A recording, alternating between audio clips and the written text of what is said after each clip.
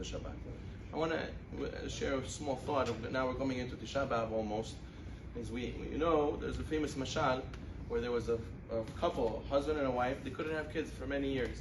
And he was very wealthy, and he tried all sources, all ways, solutions possible to try to have children.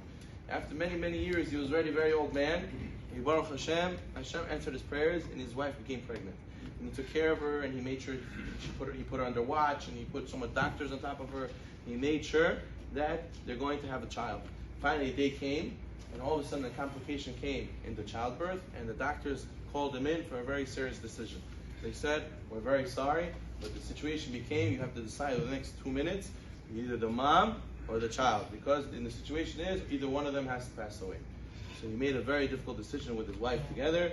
She said, "I wanted all my life to give you children. This is what my life was for. I cannot let this opportunity go by." And she insisted that he choose the child over her.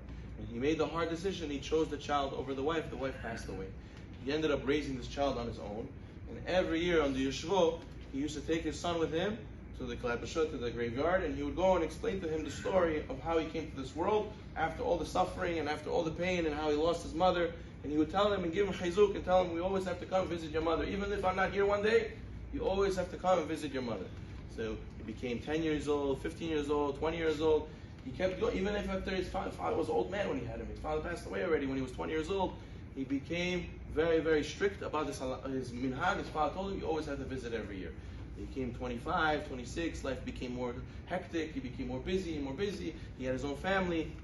He got to the point where he did not visit his mother at all, he forgot about the whole story. And it's very, very sad. You would think, how could you do such a thing? Rabotai, we have to realize the mashal is the same thing about us. We have our mother, the Shekhinah, and we have the Beit HaMikdash. This is the place where we were close to Avinu Shebashamayim, our Father in heaven, HaKadosh Baruch Hu. HaKadosh Baruch Hu had to make a decision from due to our great sins, destroy the Jewish people or destroy the Beit HaMikdash.